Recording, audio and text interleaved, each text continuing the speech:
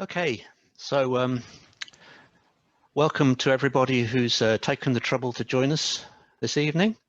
It's obviously we were planning to have this event as a presentation in the town hall, but circumstances have overtaken us, so we decided to have a go at doing this in a webinar form. And judging from the people participating, it would have been quite a long journey for some of you to make it into the town hall, so I suppose it's a mixed blessing. So the way we're going to try and do it tonight is I'm just going to go through a quick presentation for 10 minutes, and then after that I'll open up to a question and answer session where anyone who's got a microphone can go to the bottom of their screen, and there should be a little icon that appears that says raise hand. That will alert me to the fact that you want to ask something. Then I'll unmute your microphone. Alternatively, you can type in a question into the comments box.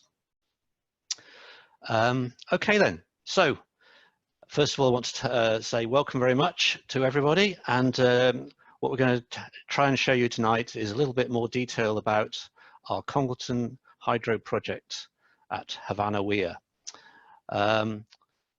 So first of all, the project has been organised under the umbrella of an organisation called Dane Valley Community Energy. We formed this community benefit society and registered it with the Financial Conduct Authority. It's an organisation that's run totally by volunteers. It's not for profit, and the rules that the Financial Conduct Authority specify is that the society must carry on its business for the benefit of the community. And that's basically the umbrella that we formed in order to try and create a project where we could generate hydroelectricity from the River Dane at Havana Weir. So what were the main thoughts about why we wanted to do this? Firstly, we wanted to have a venture which would produce carbon-free electricity, but also we wanted to be able to generate or use the funds that we generate from the project to help the local community.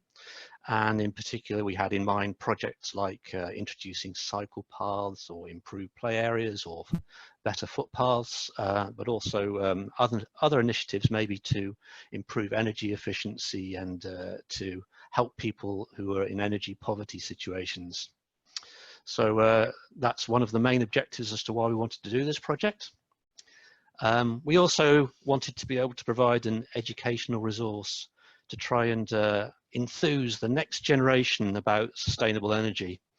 And this sort of equipment that we're planning to install by the Weir at Havana is obviously going to be quite a visible object, and we're going to have a viewing gallery such that parties of children or other groups want to learn about it can come and look at the way it works and learn about the issues around sustainable energy creation. And we've also got a partnership with Eaton Bank Academy, where when the town was visited about 18 months ago or so by Prince Charles and Camilla, two pupils from the school actually presented our scheme to them as a way to get them more involved in the whole idea and the ethos of the project that we're working on. So the other main objective obviously is to promote interest and investment in local renewable energy schemes. And although this is our inaugural project, we also hope that in the future we might be able to take on further renewable energy projects feeding into the local community. So this project is actually based at Havana Weir. This is physically located just to the north edge of Congleton. And here on the map you can see perhaps the Macclesfield Road going out towards Eton. This is the Eaton Bank Academy school building. And the Weir, which was built in 1762, is located just to the north of the little bridge off Havana Lane there.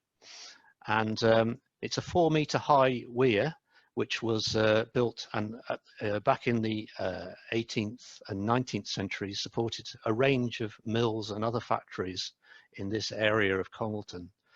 all of which have now disappeared or changed to an alternative use, like a very nice domestic dwelling, for example.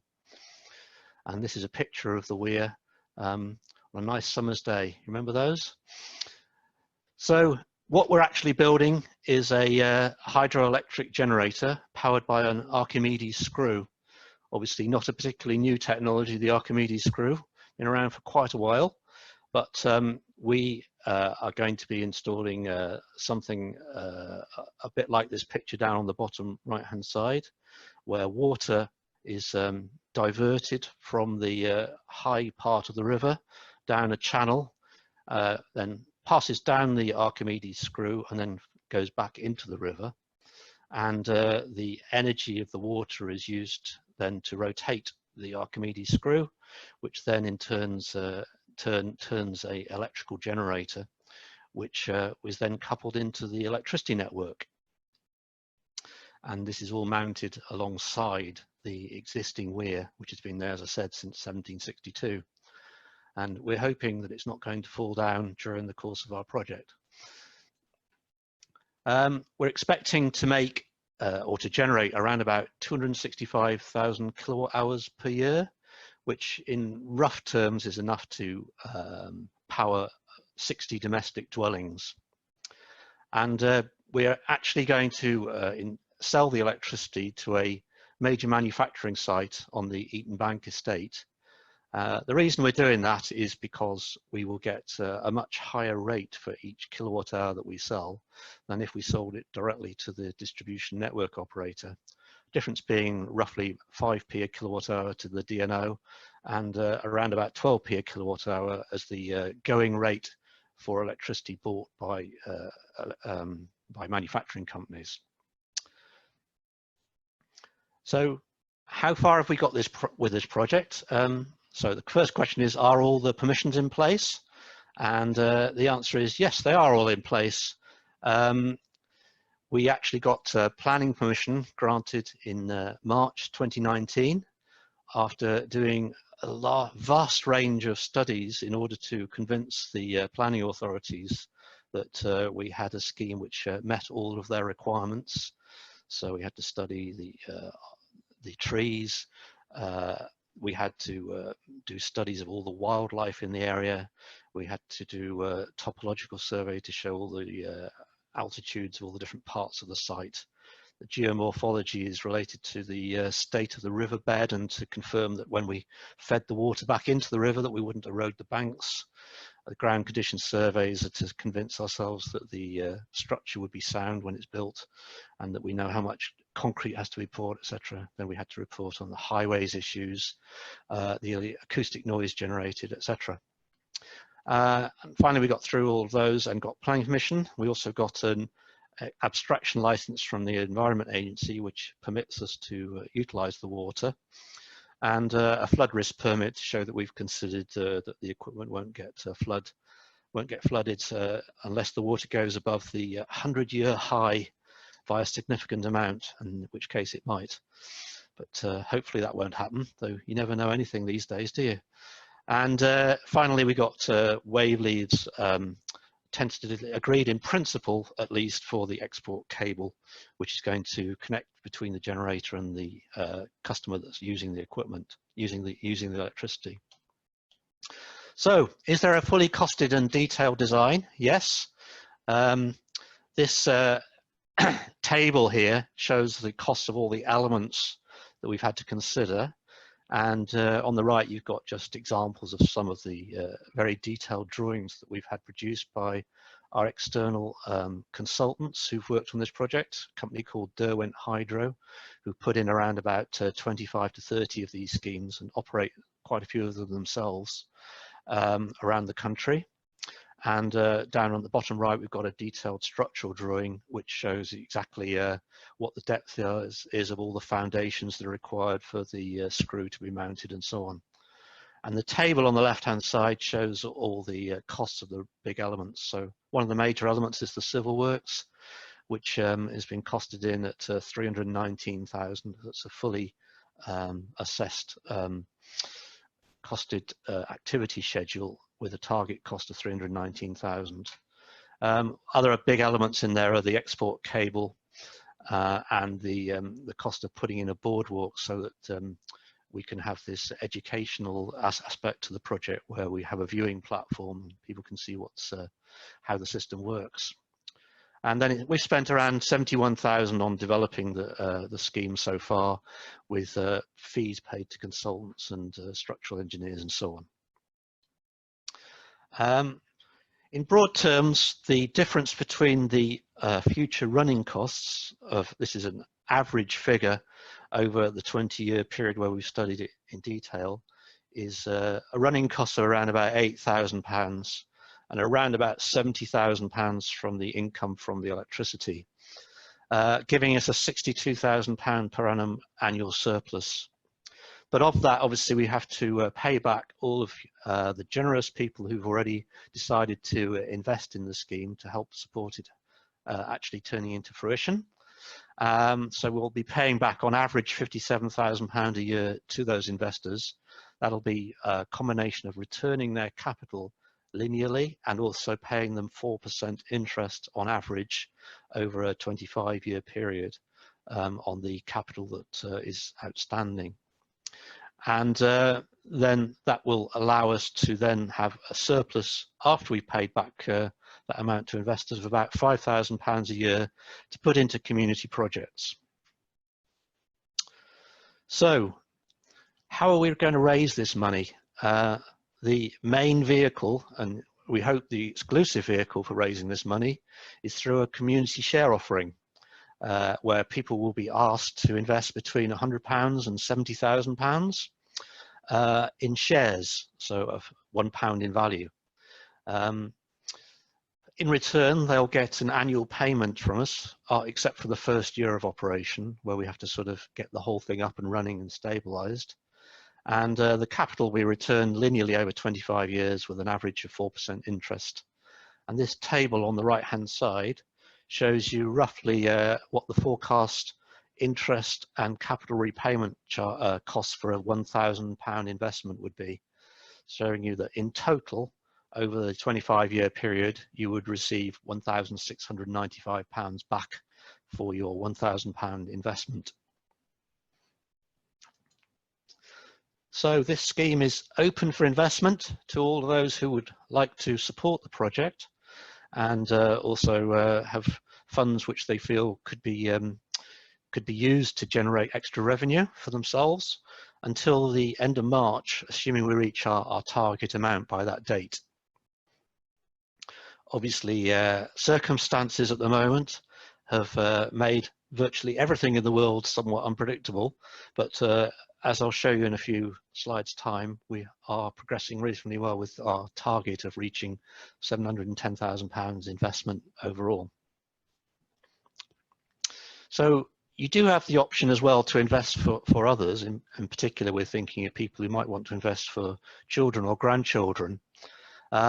The basic way this works is that if they're over 16, then you can buy shares for them and register them in their name using the online application form, which you can get details of by going to our website, www.congletonhydro.co.uk. If they're under 16, you need to inform our share issuing agent, which is a company called Share Energy, that you wish the shares to transfer to them when they reach the age of 16.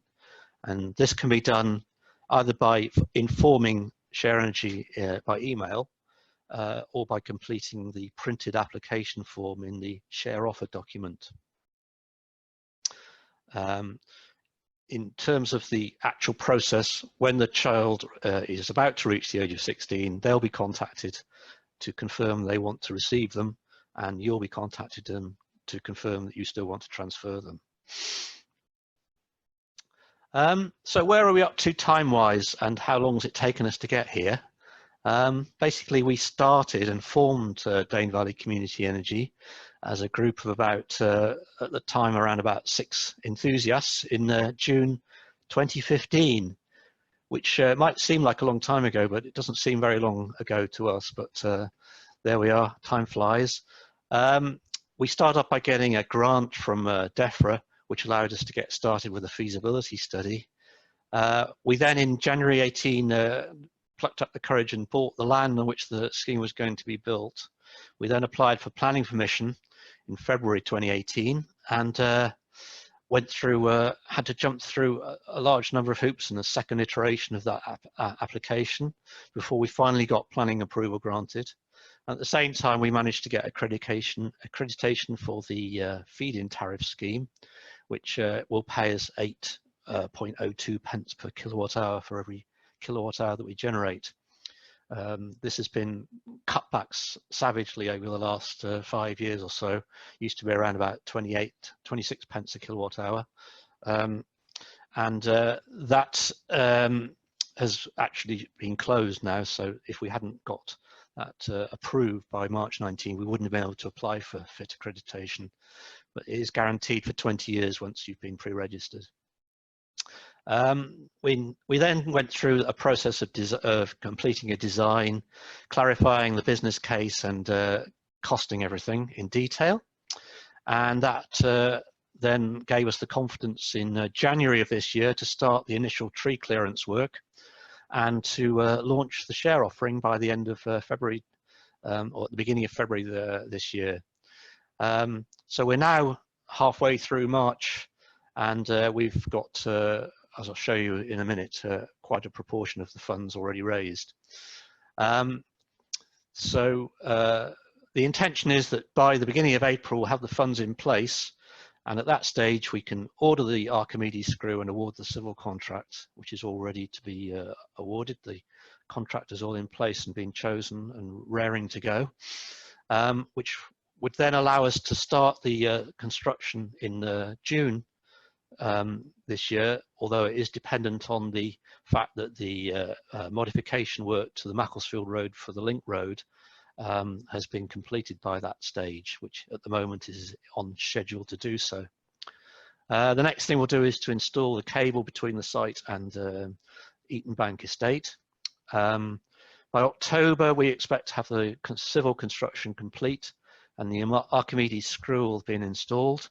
Then in November, we want to start the mechanical and electrical installation, and then during second part of November and December, commission the scheme such that we can be generating by the end of this calendar year. Obviously, in these uncertain times, one can't say that one can guarantee this timeline, but this is our present planning. So the team that's been working on this is I wouldn't say had the most ethnic diversity or anything like that, but we're mainly a team of enthusiastic retired engineers, business managers and accountants. And we've also been ably assisted by a couple of town councillors who've joined the project, who help enormously in the liaison and the support with the Congleton Town Council. And more recently, we've now got a high level of buy-in and support from the Cheshire East Council as well. We also have a specialist, so we have specialists in the key areas of finance, electrical engineering, civil engineering and health and safety and IT. So we've been working with a number of partners obviously during the project. We're part of the Congleton Sustainability Group and Congleton Partnership, and all the Congleton, oh, beg your pardon, jumped ahead. We've been ably assisted by the Town Council, have been very supportive through the project.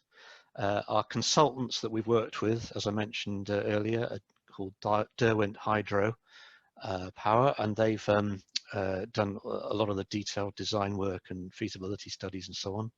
The civil engineering company we're planning to use is a company called CT Construction, who are based up in Lancashire. A local company called HMK have helped a lot with the electrical equipment, and Siemens have been supportive of the scheme right from the start, and have also provided a little bit of sponsorship for us. And finally, we've worked closely with Eaton Bank School or Academy, so I should say now, and they've assisted us with hosting a launch event and having pupils involved in competitions and projects and so on, as part of getting more involvement by people in the project. So the key thing is, can you help to make this happen? Do you want to? This is obviously our objective tonight, is to convince as many people as possible to get involved in the project. And in particular, we want people to invest, as I said, a small amount or a large amount to make sure that it actually progresses. And we feel this will be of mutual benefit, benefit to the investors in terms of getting a return on their investment, and a benefit to the community by making sure this project can actually happen and then be used to help enthuse and support future environmental champions in our local community, especially from the young and the those at school and being brought up in the area, who we feel have to be or will want to be persuaded to make Congleton a more sustainable town. And we feel it's vital that they are made to think about these issues in this climate of climate change, etc. So up to now, we've raised £400,000 in from investors as of tonight, and we're expecting to get an additional 110,000 from grants and a government-backed share matching scheme, which means that we need basically 231,000 to reach our target. And we've decided that if we reach a target of 650,000, then we will have enough confidence to be able to proceed with the project. And a lot of the cash that we need won't be needed until later in the year. And we feel that we would be able to generate the extra 80,000 by either acquiring additional grants and subsidies, or alternatively from a second share offering later in the year. So that's all I wanted to say. If anybody has got any questions they'd like to raise, then please, if you could raise your hand now or write in something, then I will try to find you on here and allow your microphone to be unmuted, such that you can ask the question. So the first question is from Christine. So I've unmuted your microphone, Christine. Would you like to ask a question?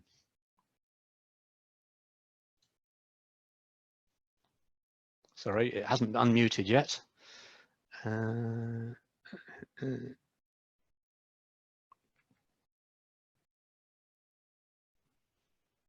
Okay.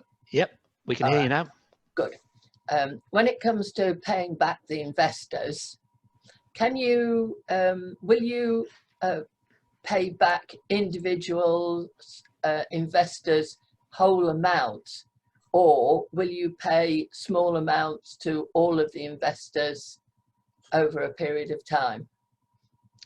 Okay, well, the intention is that we want most people to regard this as a long-term investment, and that we will pay their investment back linearly over a long period of time. However, it is everyone who has invested can at any time, particularly after the first 2 years, apply to have their investment returned to them. And if the society has enough cash at that time, then they will be refunded with their investment. And certainly we expect that that will be the case for small numbers of people. Obviously, if everybody wanted to get their money back quickly, then that wouldn't be possible. But the directors will obviously consider all requests as generously as possible. And obviously, from our society's point of view, the earlier we can pay people back in full, the less interest we have to pay out. So the more we have available for paying into the community funds. Okay, thank you.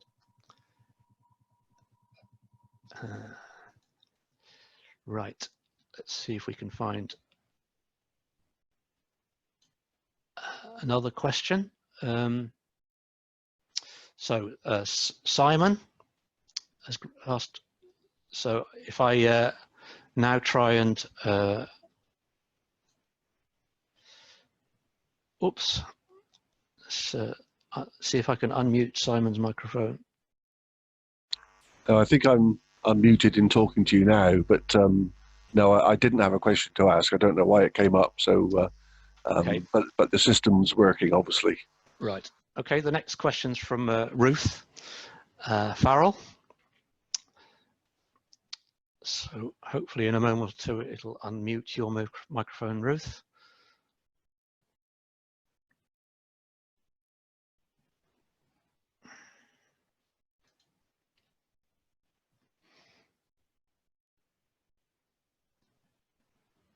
Perhaps it's muted at your end, Ruth. I'm not sure. But,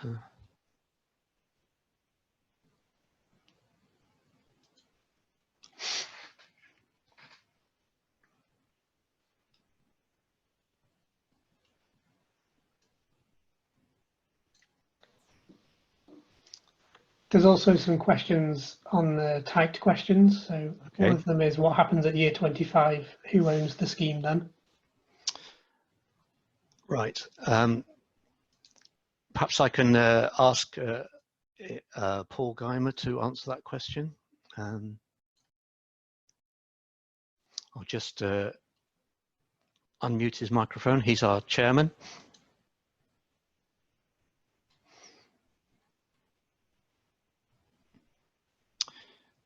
Hello, am I unmuted? Yep. Okay. Yeah, yes, Paul Geimer, I'm the chairman of the group. Yeah, so essentially the scheme that we're building is a very kind of robust scheme. We kind of expect that the screw itself will be will survive at least 40 years. We may need to replace some bearings, the upper and lower bearings, but the screw itself is very robust. The kind of electromechanical piece of it, the generator and the electronic control systems may have a shorter life, but overall we kind of expect that they're going to last at least 20 years. So we built into the scheme enough funds to actually replace equipment that we think might fail. So after that 25-year period, we expect to be able to operate the scheme well beyond, as I say, up to at least 40 years, because none of us are going to be around at that time, but we can expect that other people will take up the challenge and continue to operate it for us. So yeah, this is a long-term, very robust scheme that we expect to run long into the future. Okay, next question is from a typed question is, how far has the group gone to enlist support from local businesses or larger businesses such as Tesco? Basically, the answer to that is that we have done an open event at Tesco's about a week and a half, 2 weeks ago, where we had a stall where we presented the information to passing customers about the scheme, and so they were very supportive of that, and we've been in touch with their community liaison officer before and after that event. So we're trying to get more support from them, where they have a scheme where you can actually vote for which local community project you prefer of 3 every week, and they will donate some money to it, and that's something that we are intending to take up. The next question was about when the annual capital and interest payment is made, will it be clear how much is capital, i.e. don't need to pay tax, and which is interest, i.e. do need to pay tax? I'm not sure if Gary is on the line. Oh, yes, isn't he? So I'll let our accountant Gary answer that question, if I may. Hello, Mervyn. Can you hear Hi. me? Yes. Yeah, the idea is that we repay, funds permitting, that we repay the same amount of capital back each year, you know, linearly over the 25 years. And I think in the table that Mervyn showed earlier, that would, for £1,000 worth of investment, I think it works out at something like, excuse me if I've got it wrong, I'm just trying to remember, but I think it was something like £41 per year, something like that would be the capital repayment for £1,000 investment. And the difference between the £41 and whatever the total payment in the year is would be your interest. We've laid it out in that table, but of course it's based on forecasts, which we think are reasonably accurate. But obviously, if we could foresee totally accurately that far into the future, I'd probably not be retired. I'd probably be living in Jamaica or somewhere like that now. But yeah, it's a straight linear repayment of capital. It would be the same amount every year that would be paid back to you, funds permitting. And as I say, the difference between that £41 per £1,000 investment and your total repayment would be the interest. So just to be clear about the specific question which was asked, is it will be every year you'll get a statement which clarifies which part is capital and which part is interest. So you'll know which part you have to declare for tax purposes. So do running costs include salaries and admin / consultant costs? That's a question from Avril. The answer to that is yes, but basically the reason that the running costs are relatively low is because we won't have any paid employees.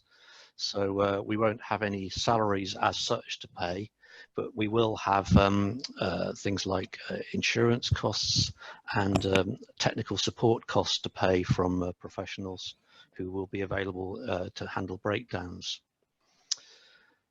The next question, I'm not sure, can people actually see these questions on their screen, or is there a way of making it such that they can, Tom? Anyway, the next question was, what's the last date that you have to generate for the FIT to be activated, and what are the risks of not meeting this? Perhaps I'll ask Paul if he could answer that question. Sure. Okay, you can hear me, I guess. Yep. Yeah. Yeah. Okay. I think it's. I think that we need to be generating power by September 2021. So in order to maintain our FITS accreditation, so that gives us ample margin if there is some delay in the construction starting to still make that deadline. Okay. The next question was from another Guymer, C Guymer, who you probably know, I guess, Paul. Was will the hydro part sponsor future sustainability projects?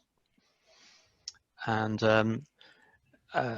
I think the sort of quick answer to that is that we are intending that this will be the first of a number of projects that we undertake. Whether this particular project will be used to sponsor them is a bit unclear at this stage, because obviously it depends on how big the surpluses are every year and how easy it is to meet our committed repayments and provide funds into the community projects. So hopefully any new projects we take on will be self-sufficient and won't need to actually take any funds from this project. But obviously if we are making more money than expected, then we may have some spare to actually catalyze and accelerate any future projects. The next question is from Ian Willis.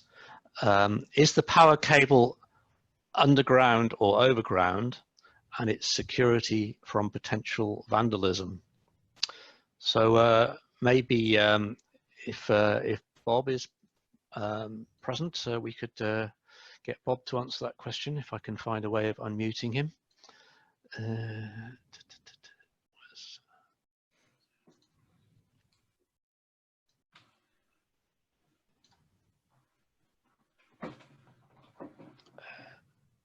Right, that should be unmuted.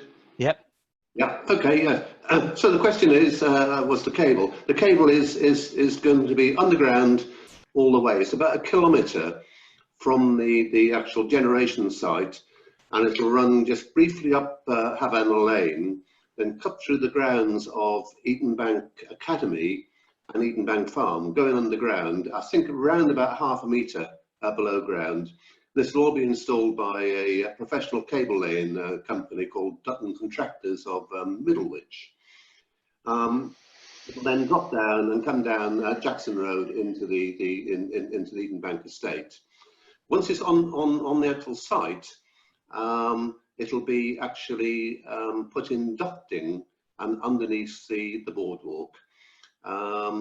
Obviously, it can never ever be 100% safe, because you hear stories about people chopping down high voltage, 25 kV electricity sort of lines on railways. But we think it's pretty secure the way we're actually doing it. Okay, thanks.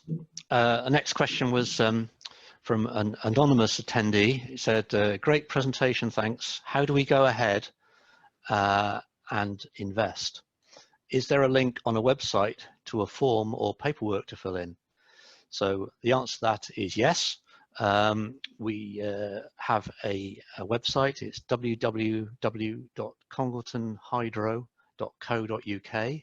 And if you go to that website, then on the front page of that website, there's links to the share offer document, which gives a full detailed description of the scheme, and also a link to the form where you actually apply for shares. Next question's from Ruth, which says, are the shares transferable in the event of death, etc.? What are the timescales for paying the money to you if we decide to invest? So, Paul, do you want to just answer that question? Okay. Well, first of all, the shares are not transferable apart from at death, at which point they can be transferred as part of a will. What was the rest of the question, Irvin? What are the timescales for paying the money to you if we decide to invest? Ah, okay. Well, generally we expect that the investor would pay the money at the time they apply for the shares, and the reason for that is that we really need to be absolutely confident that we've we are actually raising the capital we think we're raising, and that we have the money to proceed when we do go ahead. If for some reason the scheme didn't proceed, then an investor that had already paid us the money would actually have all of their money returned. So yeah, just to summarize, the goal is for you actually to deposit the money in our account at the time you apply for shares.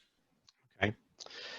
The next question is, I understand that the scheme will go on beyond 25 years, which is great news, but if shareholders have had their investment returned by that time, who will own the scheme going forward?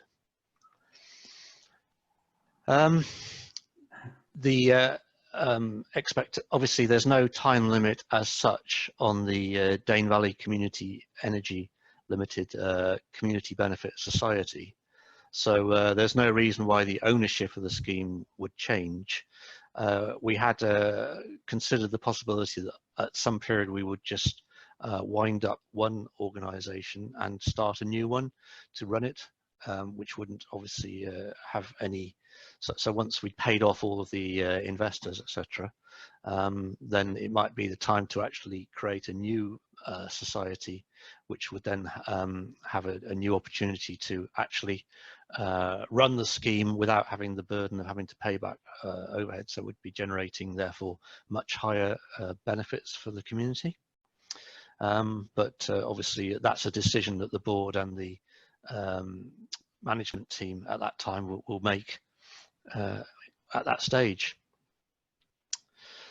The next question is, are you sending us a copy of this presentation? And the answer to that is, we'll certainly send a copy to anybody who would like to see it, and we'll certainly place it on our website such that anyone can look at it. There'll also be a recording of this event on the website as well. So anyone who's got any questions can write an email to admin@congletonhydro.co.uk. So the next question was about who owns the scheme at year 25. So we've already basically answered that question. The next question was from Paul Drage. How much has been spent so far, and is that amount being recovered now from the share capital? Do you currently have any borrowings that need to be repaid? So Gary, do you want to answer that one? Yes, am I still connected? Yes, Mervyn? yes, you are, yeah. The company, DVCE, originally started with a grant. I've been with DVCE for 4 or 5 months, I think it is now, Mervyn. So Yeah. Correct me if I'm wrong with the value of the grant, but there was a grant for 66,000. No, 16,000. Initially, there was a grant for 16,000. And then the RAP.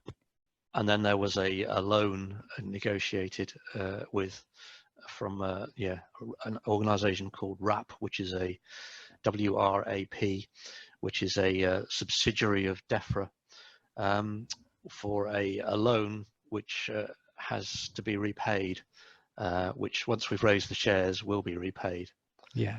To go back to Paul's question, that loan only has to be repaid if we raise sufficient funds to go ahead with the project. Once we do that, then we have to repay the loan, and that was included in the table that Mervyn showed early on about what we would be spending the funds on. That included the repayment of that particular loan.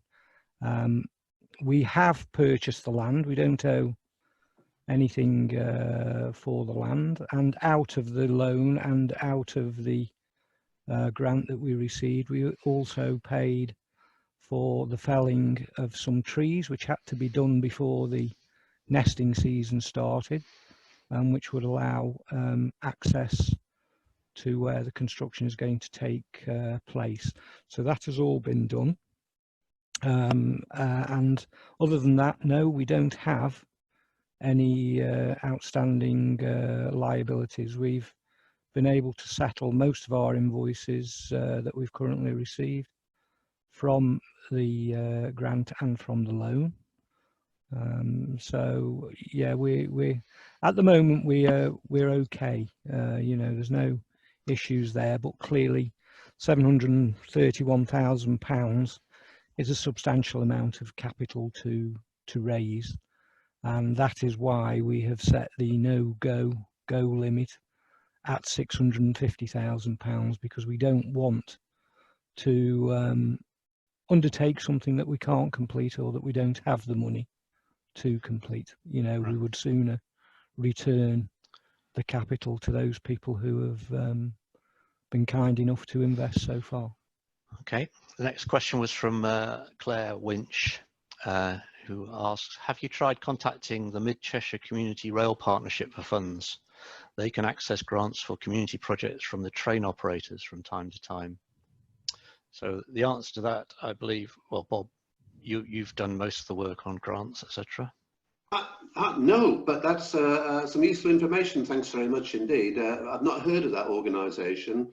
We've been doing a lot of sort of investigating as to where we could get grants and support from, but Mid-Cheshire Community Rail, no, not come across it. So thanks very much indeed for that, Claire. We'll follow that up. Yeah, thank you. That's very helpful. Another question from Paul Drage. Interest repayments appear to be weighted towards year 18. If early repayment is requested, will the interest be paid up to the 4% expected? Gary, have you got any thoughts on that? No, I think actually in the share offer document, it may well help answer Paul's question. But basically, if somebody was repaid after 3 or 4 years, Paul, they would receive the interest rate that you can see in that table at year 3. So obviously the interest is lower in year 3 than it is in year 18, because we are paying, you know, against a reducing capital balance. So, you know, we're able to do that.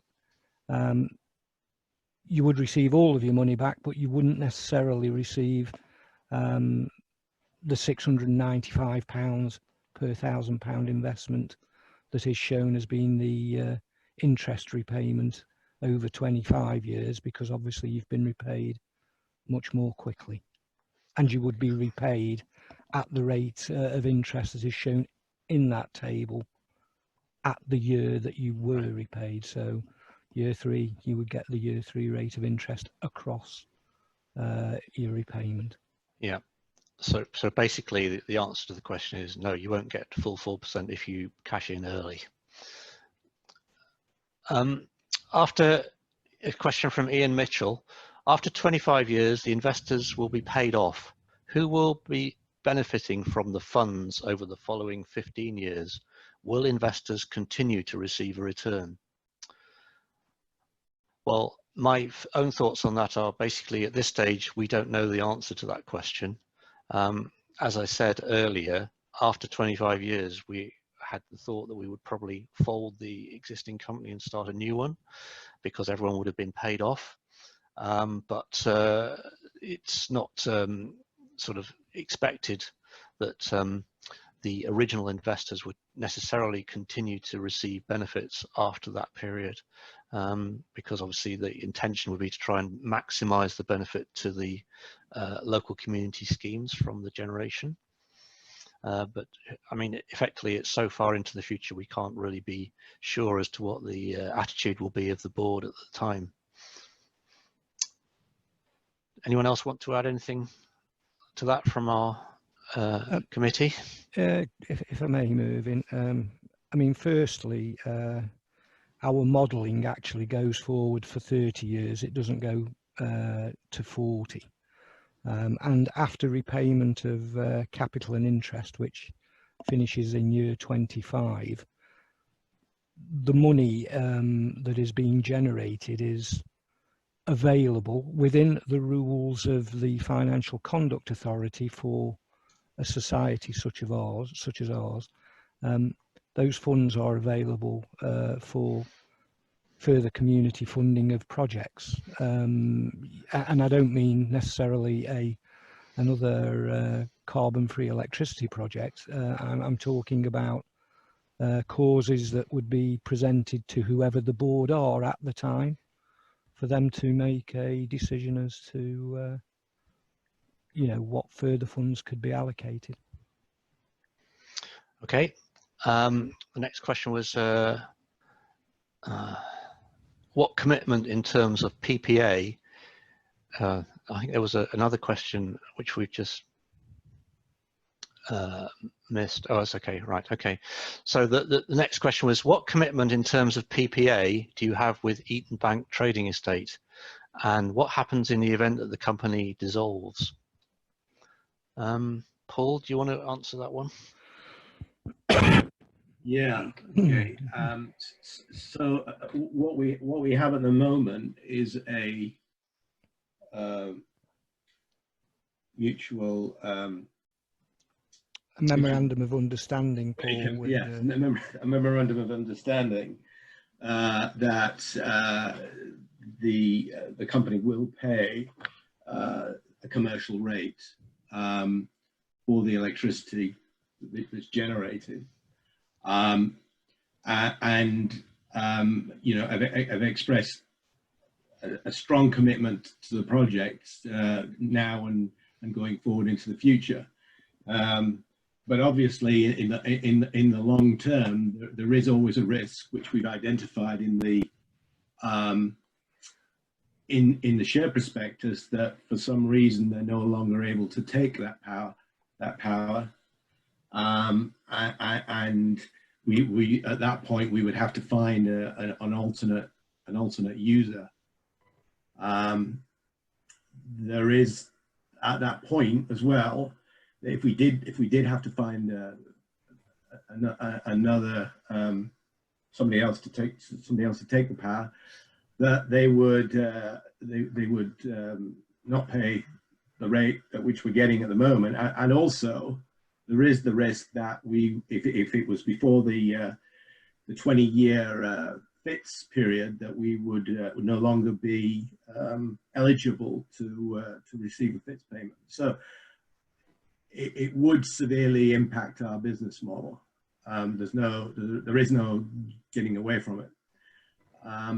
But having said that, there are a lot of other users on that estate that could that might be willing to take the power. So it wouldn't be a complete loss, but there's no doubt about it. It would substantially impact our business model.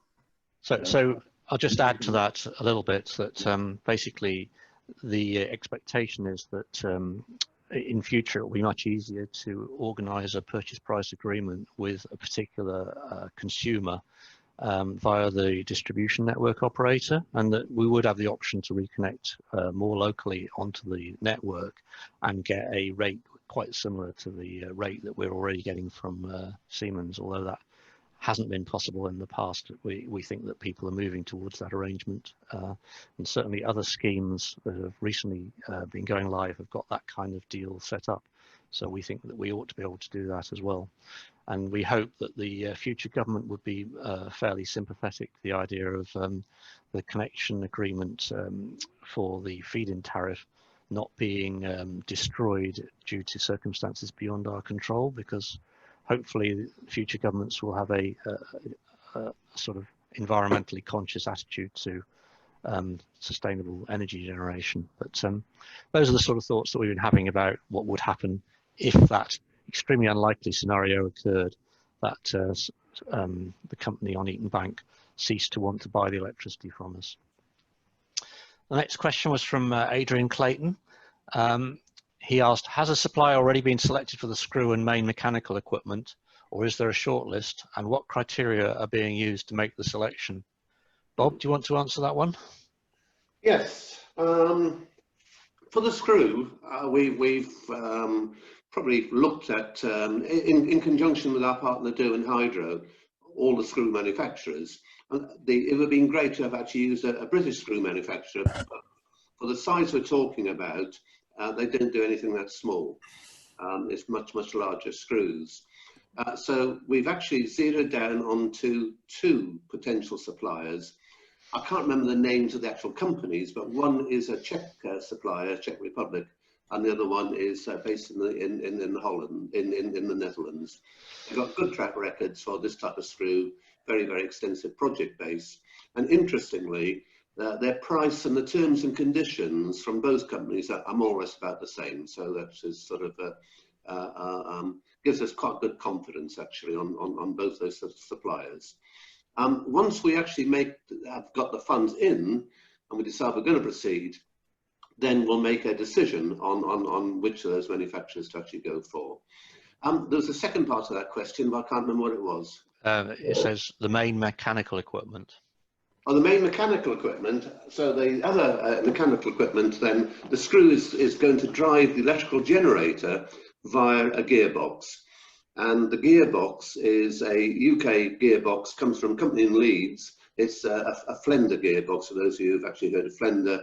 And that actually then drives an electrical generator and which is a Siemens generator. Both the gearbox and the generator are really well-proven pieces of equipment,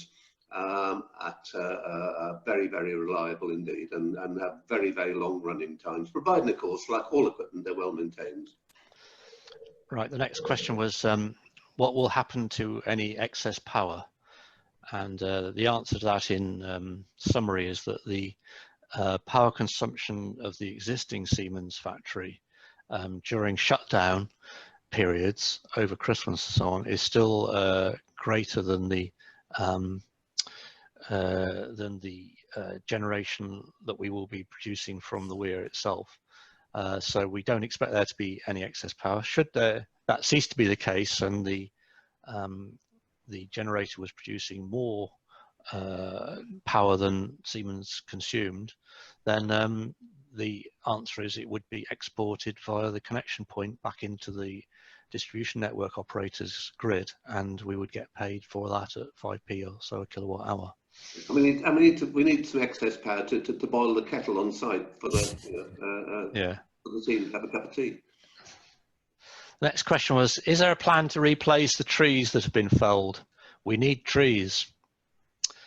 So my thoughts on that anyway are that one of the areas that's most likely to be used for the funds that are generated for the community is actually for that specific purpose, to subsidize the planting of trees around the local area, which obviously, as you know, there's a lot of activity going on that at the moment, and it's something that would certainly get my vote for some of the funds being used for.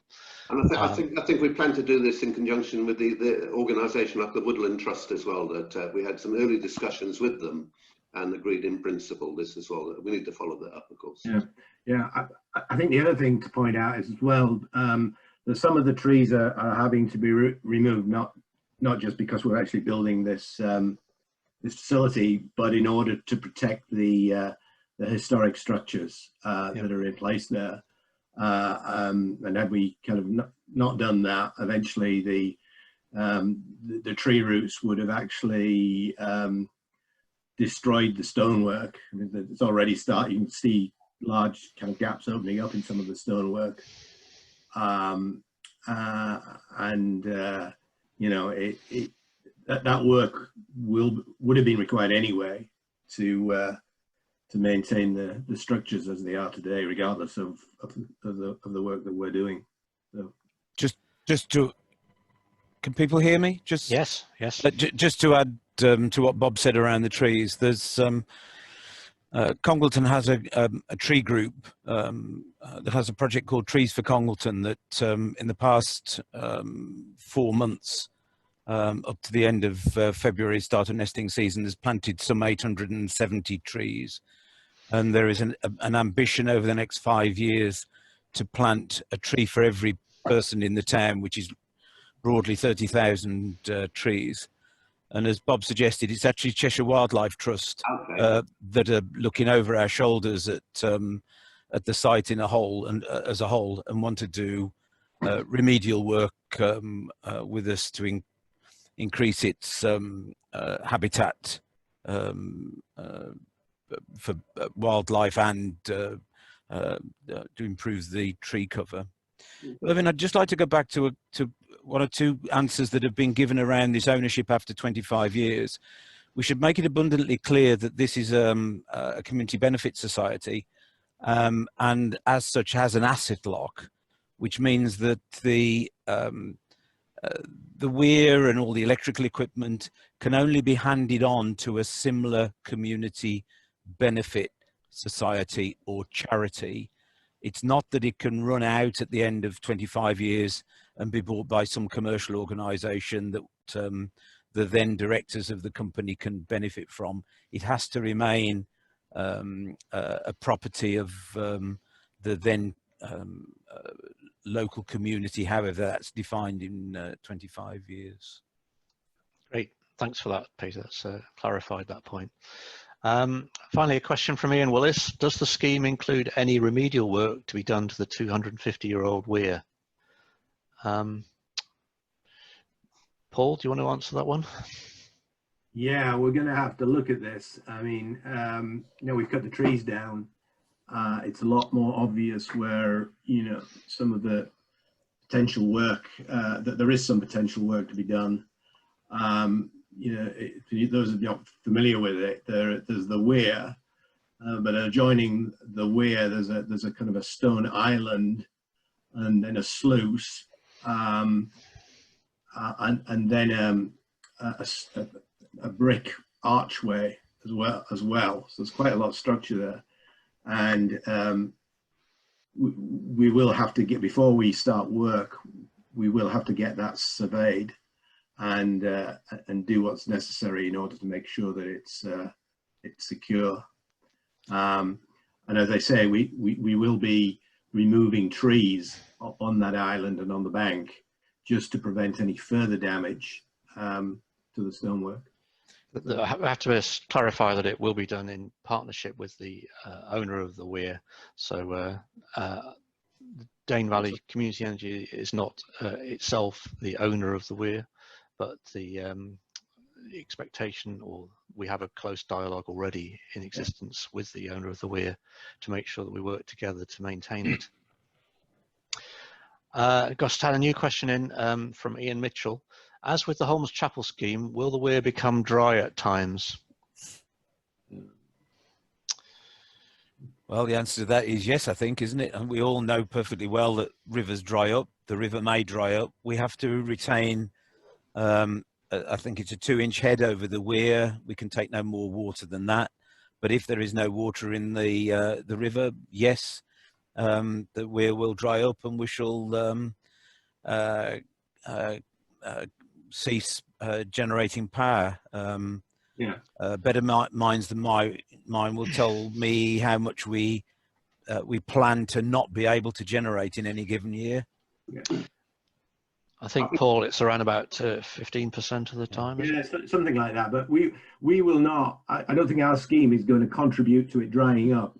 No. More frequently than it does today. So. And it should also, I heard from people who live in the area that it hasn't dried up once in the last couple of years. Just adding on to that, the advantage of using a variable speed drive within our scheme is that we can actually have constant power for variable flow, so we can have quite a wide range of flow rates from the river that we can still generate very, very useful power. There's nothing to do with the weir running dry, but in terms of the low flow rate, we'll still be generating. Right, so there's no more questions. If anyone else wants to ask a question, either put it into the chat now or raise your hand, and we can, if anyone's got any comments that they'd like to make before we close. So I think just remains for me to say an enormous thank you to all the people who've taken the time to listen to us. I hope you found it useful and informative. We've certainly found it useful because we've got feedback from people as to the sort of issues that are important to them. Obviously, we are solely dependent on the backing of the community, and we hope that some of the people listening will have been convinced by the fact that we're all heavily committed to this project, and we'll make sure that it becomes a success. And we hope that you will therefore choose to invest some of your money in it to help it make it happen. And if that happens, then we will go ahead full steam and get on with it. Okay, so thank you very much indeed for everybody, and from all the panelists as well, we'll say good night now, and thank you for listening.